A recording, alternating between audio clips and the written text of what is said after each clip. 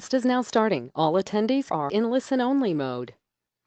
Good morning, everybody, and welcome to the Cyber Update webinar for community associations. I'm your host, Sherry Branson, and I'm now joined by Kevin Davis, the president of Kevin Davis Insurance. And Kevin joins me now from San Diego. Hey, Kevin. Hey Sherry, how you doing? Doing well, doing well. Kevin, you're on the road today. On the road, I pulled over, and it was really interesting because I'm looking for my phone. I thought I left my phone at home.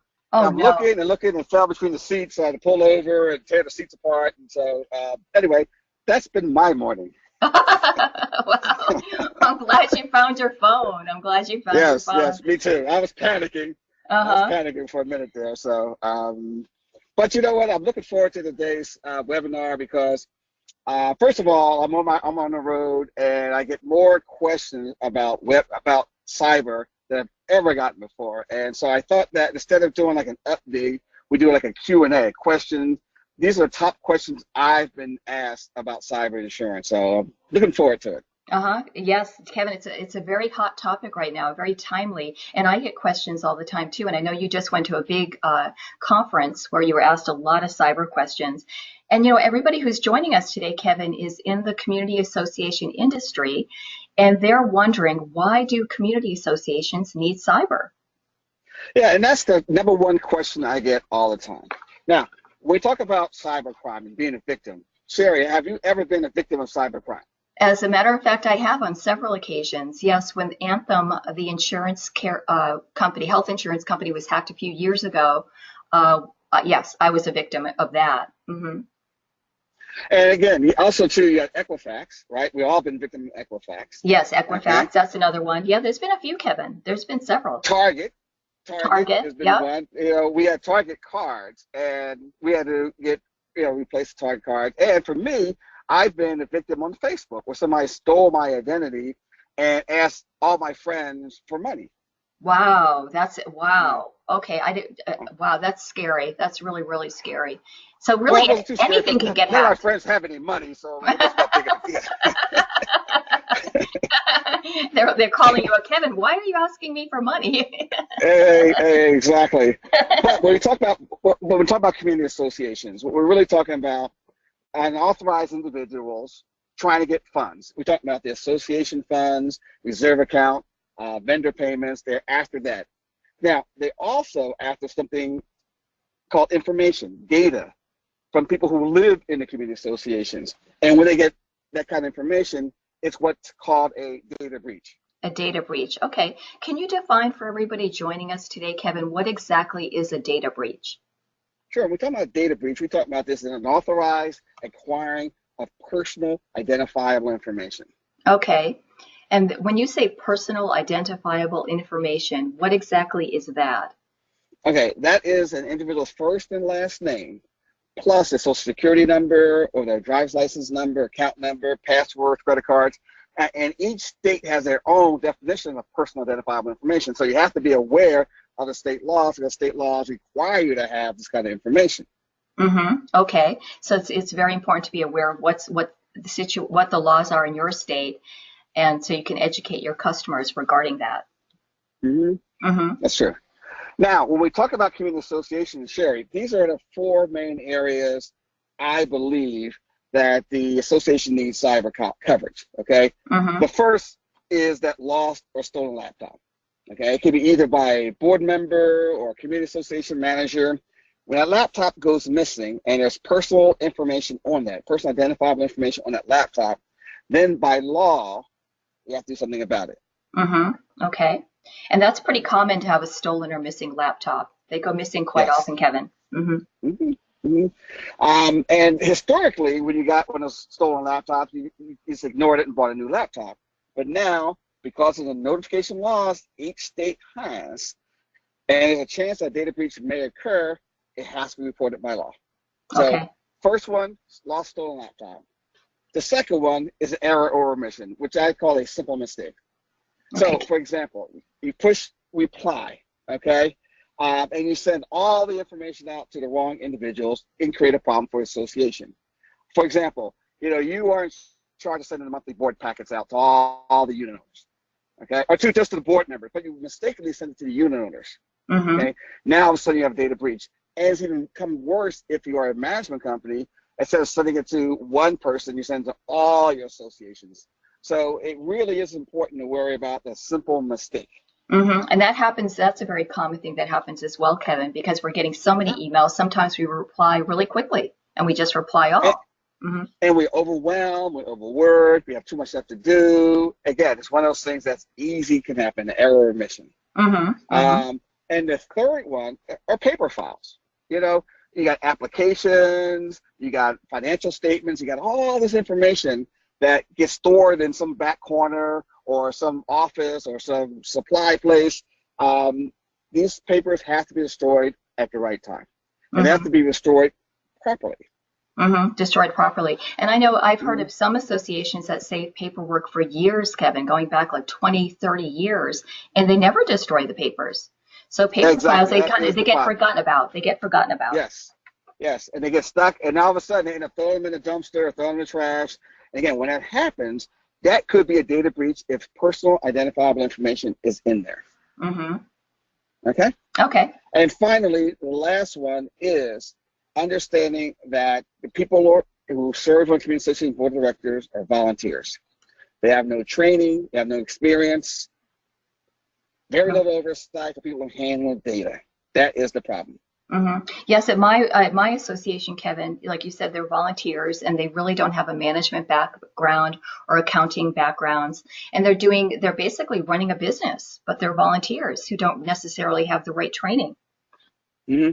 And there's another problem too. You have the disgruntled people who live. You got disgruntled board members, disgruntled unit owners, people who've been living there for years and years and years, who don't like what's happening in the association, and then they want to do something about it. You know, they don't change the passwords. They have the same password they had for the past 10 years. So they can go in and get information. They can go in and steal funds. That is a bigger problem. That lack of experience and knowledge creates a big problem for community associations. Mm-hmm, mm-hmm. Absolutely, absolutely. And I did want to mention, I wanted to give out my email address. It's sbranson@kdins.com. If you have any questions about the material that we're going over, please feel free to send me an email. And there's also a question box on the screen where you can type in your questions. And if we have time during the webinar, we'll answer your questions. If not, I'll get in touch with you later. And I can also send you a copy of today's presentation as well. That's right, Kevin. Now, what type of exposure and what type of claims are you expecting to see? And have there been any claims so far in the cyber area? Sure. When we talk about claims, cyber claims, there are three exposures that we really need to be addressed. The first is that loss of data by the individual not authorized to have that information. That is your typical cyber insurance coverage. Okay. And we discussed earlier Equifax. And so I was hacked. I was one of the Equifax victims, along with Anthem, like you were. And I know there's something that happened with IRS. Did you hear about that? Yeah, this is interesting. Sure. What you're going to see for a community association is that, and Sherry, you live in a community association. You live in a homeowner association, right? Yes. Exactly. Okay. What's going to happen is one day you're going to file your taxes, and you'll get a letter from the IRS saying that, guess what? You've already filed your taxes, and the refund was given. You're going to knock on your next door neighbor, so I can't believe this happened to me. And guess what? It happened to your next door neighbor, it happened to the person downstairs.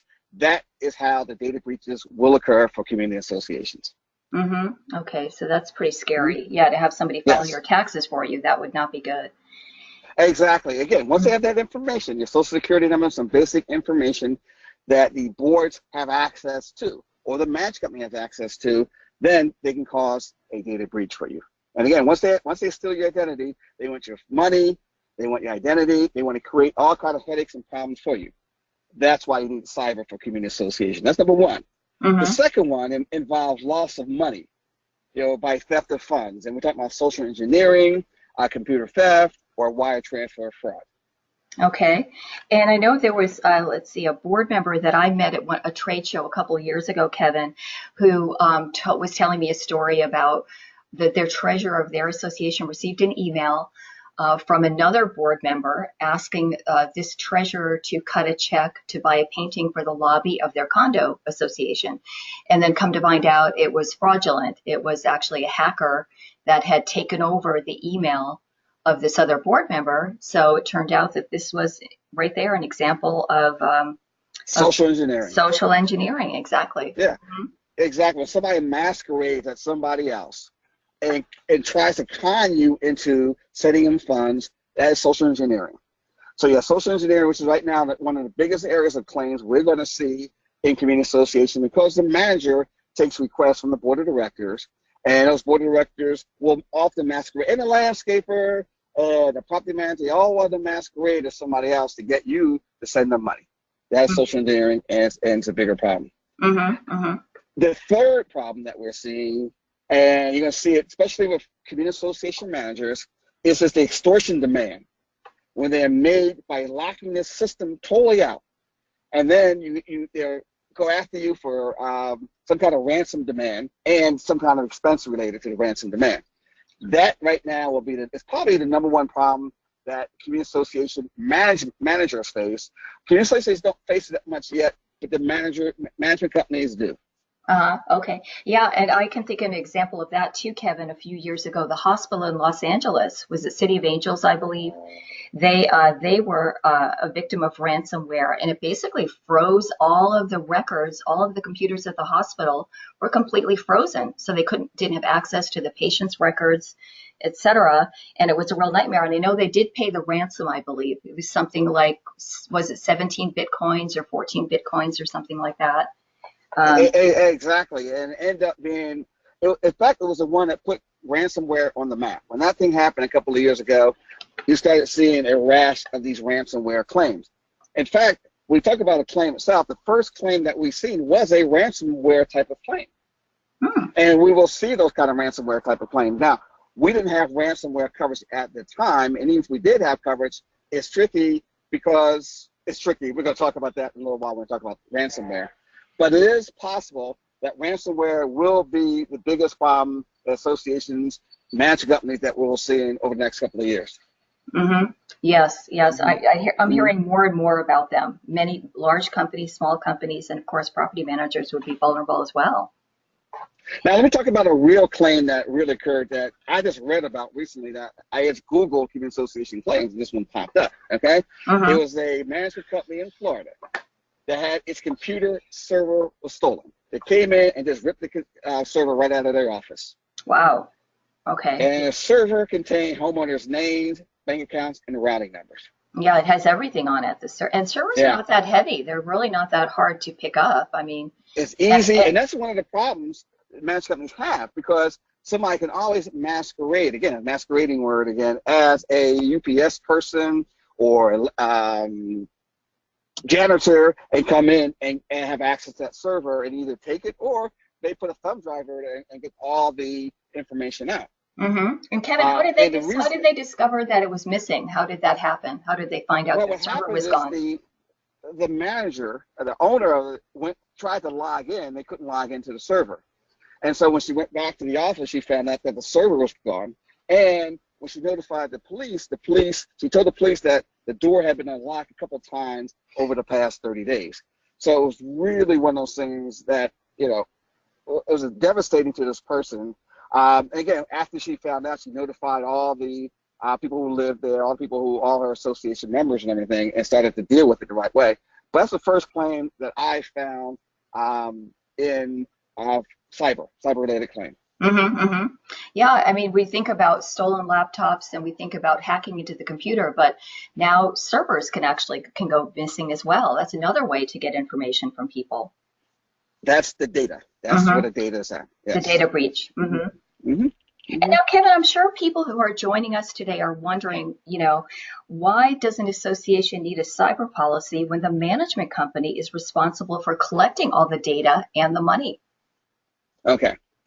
They have to understand that community associations, because they, for some reason, they really truly believe that they can turn over everything to the management company or a bank or put it in the cloud, and they have no responsibility. Remember, the person who owns the system may not be the same person who owns the data. Okay. See, the community association, it's their data. They are responsible. So even though the management company is holding onto the data and the system is hacked, the community association still has a legal obligation by law against to notify the owners of the breach. And a perfect example of that, you talked about Anthem. When Anthem was hacked, and we have Anthem Insurance, our HR department was the one, our company was the one responsible for making the notifications and everything. But what happened, Anthem took care of it right off the bat. But if they didn't, our companies, the companies that have Anthem would be the ones that were responsible because they gave the data over to Anthem. Okay. So that's why there's okay, that makes a lot of sense. Thank you. That's why I think you cannot rely on the management company to take care of take responsibility on. It's responsibility of the board of directors of the community association. Okay, it falls on both parties. Okay. And now, Kevin, you know, with these data breaches, I'm sure there are lots of costs involved. Can you talk a little bit about what type of costs are involved and how expensive this can definitely.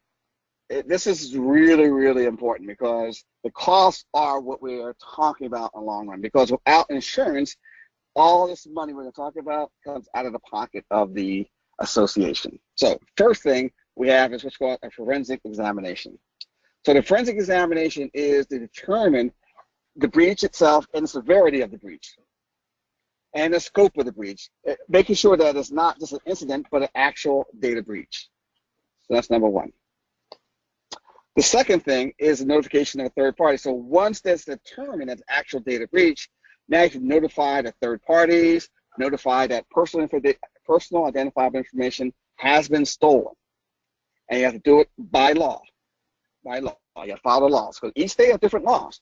And a problem can be if you happen to be in Florida, but you live in Ohio, and now it's a data breach, you may have to follow Ohio law and Florida law. Okay? So that's number two. The third one is call centers.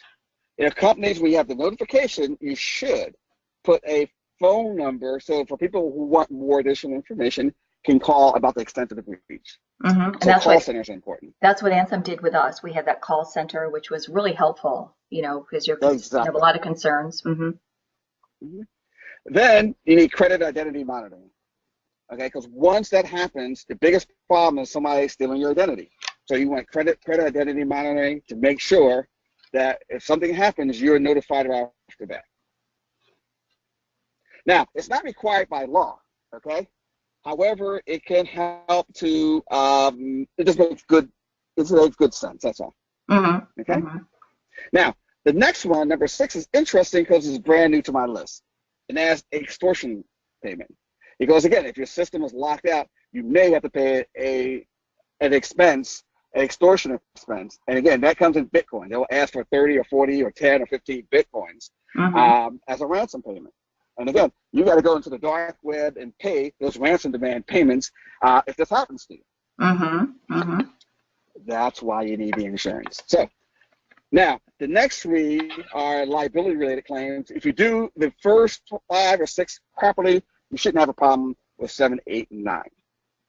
7, 8 is legal expenses. This is when you're sued for actually having a data breach and not handling it properly. So it's the defense costs, indemnity, any judgment has to be paid. So that's part of the legal part of it. Then you have the regulatory fines and penalties. These are the fines and penalties that the Attorney General may come in, the State Attorney General's office, or the Federal Trade Commission come in and say you didn't handle it properly, so we're going to fine you $50,000 or $30,000 or whatever the amount is. Regulatory fines and penalties. And then number 9, something called a comprehensive written information security program. Now, that's a long term, Kevin. Can you explain that? Yeah, that's a long one. Can you explain it a little bit? Sure. What happens after you have a data breach, what could happen is the State Attorney General can come in and say, we don't like what you've done. We don't like what happened to you. So we want you to put a plan together to make sure this doesn't happen again. Okay. A written plan, Kevin. Okay.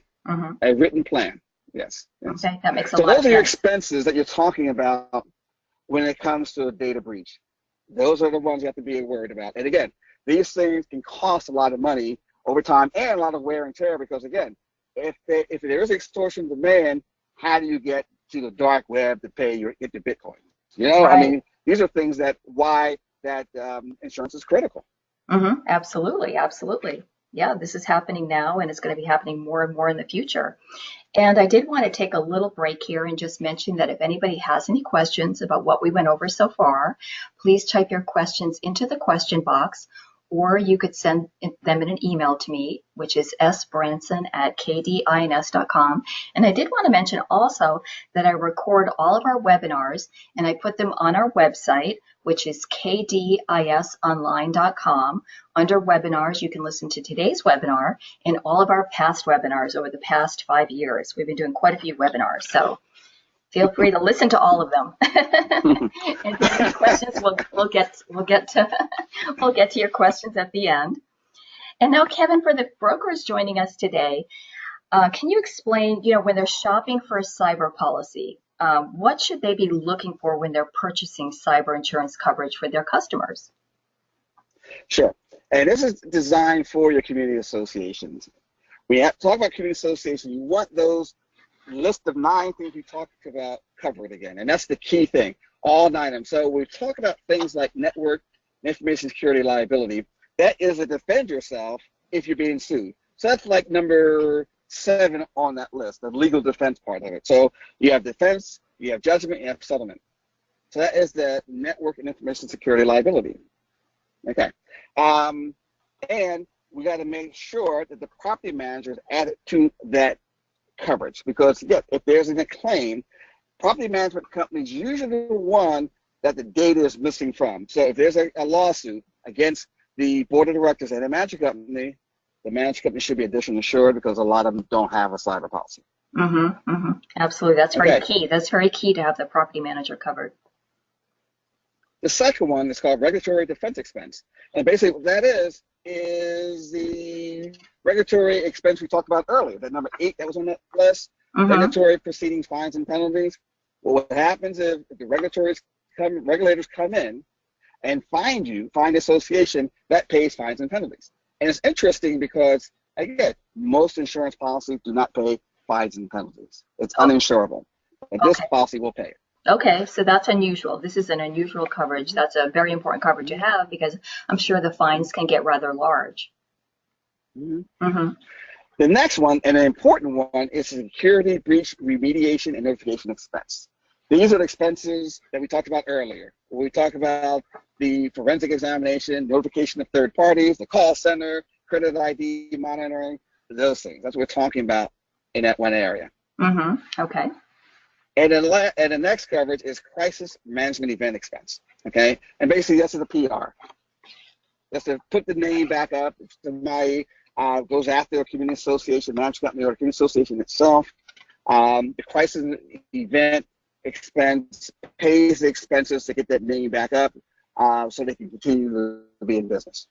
Like the public relations that we talked about earlier, that public relations aspect. Yeah, so those are the main coverages.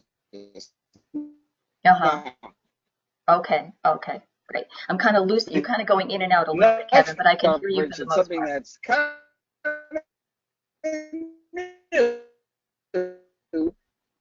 Okay. Kevin, are you still there? The extortion coverage, And again, I said earlier, extortion claim we have. Okay. Yeah. Sherry. Yes. Yeah, I can hear you now. I lost you Hello? for a second. Hello? Can you hear me? Yes, I can hear Okay, you. Can you hear me? I moved my phone around a little bit. Okay. Okay. All right, so yeah, that's better. Yes, I'm good. Okay, so we talk about extortion coverage. Okay, it's our first claim that we had, and basically what happened was an insured opened an attachment that affected their server from inside the condominium complex. So the virus went throughout, it restricted their entire system.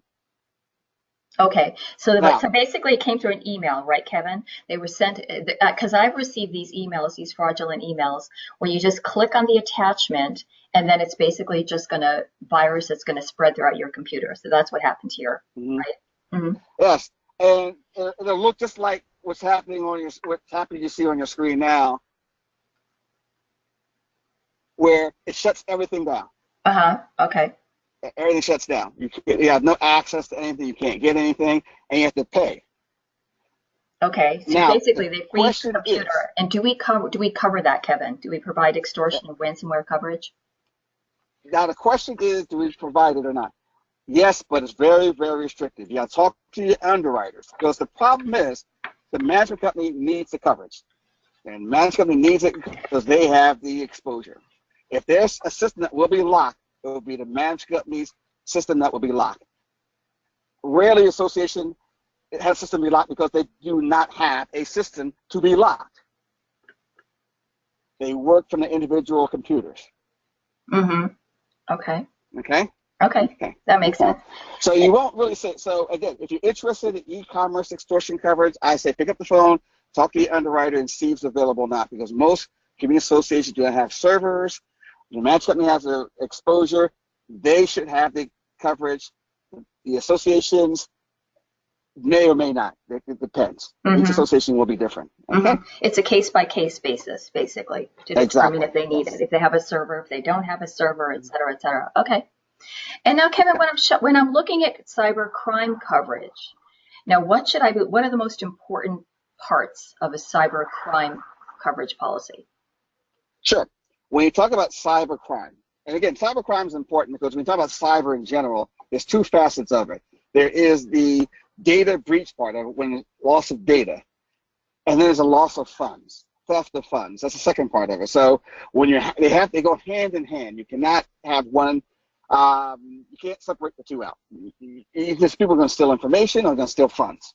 So the crime part covers the funds part of it. And we talk about computer theft, which is somebody comes to your office and actually takes, it goes to your desk and there's maybe a password or something attached there. They go to your desk and actually transfers money from inside your premises to one of their accounts. That's computer theft.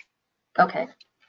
Funds transfers is when a virus is introduced by email or an attachment, and then they have obtained your passwords, or they may even ask and say that your old password expired, give you a new password, and now they're wiring money outside the premises. Okay? Mm-hmm. And the third one is social engineering. And again, social engineering is probably a more critical one right now because it's easy to trick somebody into giving them information than it is to have somebody open up an email, open an attachment, or come in and steal the server. Mm-hmm. Yeah, okay? and these emails do look legitimate. The ones that I've received from Bank of America look like real, not real Bank of America emails, but they look realistic. They look very, so it's easy to trick people. Absolutely. Exactly. Mm-hmm. Yes. And what we just talked about, social engineering, that's social engineering fraud, which is the intentional misleading of an employee through the use of a communication, which would be an email or maybe a phone call, et cetera. And we talked about that example earlier about that board member in Florida where they tried to trick them into cutting a check to buy a painting for their condo association. Yeah. Social engineering, very, very important. Make sure it's included in all your crime policies. Okay. And now, Kevin, why doesn't people are probably wondering, why doesn't a standard crime insurance policy cover this? Okay, now this is interesting because when we talk about a standard crime policy, they're talking about it covers theft of funds. The problem though is that when you con somebody out of money, that's not a theft. When you con somebody out of it, when you surrender or give money away, is not. And there's something called a voluntary party exclusion in the crime policy that stops social engineering from being part of the crime policy. So, okay. So what you're saying is that since I'm getting this email and I think it's legitimate, so I do a funds transfer or I cut a check or whatever, and I get conned out of money, but because I've voluntarily given that, then that's what you're talking about here, right? Then that wouldn't have been covered in the past. We wouldn't have covered under crime policy. Gotcha. It does not cover it. And that's why social engineering has become such a big issue, because it is a con job. It's conning people out of money.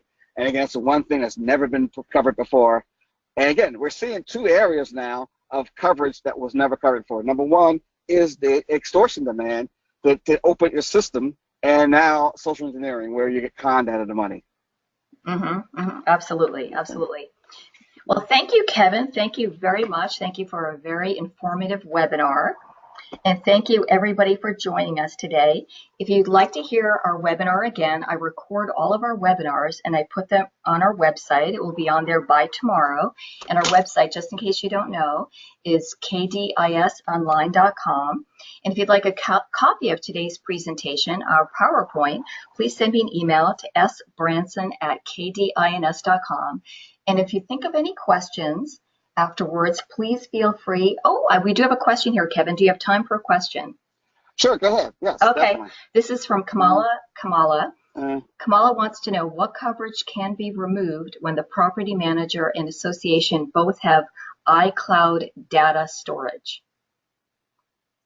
Okay, the problem with iCloud data is that it's the same thing you have before. It has the same problem. You know, all iClouds are not the same. Some may be better than others. We haven't had any data breaches in the cloud, and there may not be any. But all it takes is that one time for there to be a data breach, and again, the association is the one responsible. It's like Anthem. You know, Anthem. You know, once there was a data breach there, the association of the people who had Anthem didn't have to worry about, because Anthem stepped up to take all the pain away. I assume the iCloud will do the same thing. The only problem is that there still may be some responsibility on behalf of the board of directors of association to take some responsibility. Mm-hmm. So, okay. I would say, to be safe than sorry, have the coverage. Mm-hmm. Have the coverage. Mm-hmm. And now another question, Kevin, from Sandra. How are you finding that insurance companies are responding to extortion demands? Wow, okay. That's a very good question, because they're not, basically, because nobody has the coverage. And unless that coverage is added to the policy, you don't have the coverage. Now, the good news is that on our cyber policy, you get a 30-minute breach coach, where you pick up the phone and call a specialist, IT specialist, and tell them, this is what's going on. We do have a cyber attack, extortion demand. Can you help us? And you get 30-minute talk to do that. So at least you have something right now by having a cyber policy without the extortion demand coverage. I recommend getting it. If you're a management company, if you have a server, find out how you can get it, try to get it. Mm-hmm. Okay, excellent. Well, thank you, Kevin. Thank you very much. And if anybody thinks of any other questions after the webinar, feel free to email me. My email is sbranson, BRANSON, @kdins.com. Shoot me an email, and I'll answer your question. I'll call you or I'll email you back. And then I hope you can all join us on July 25th as we do another great webinar, Dealing with Stress. Have a great 4th of July, everybody. Take care. Thanks a lot. Take care. Thank you. Take care, Kevin.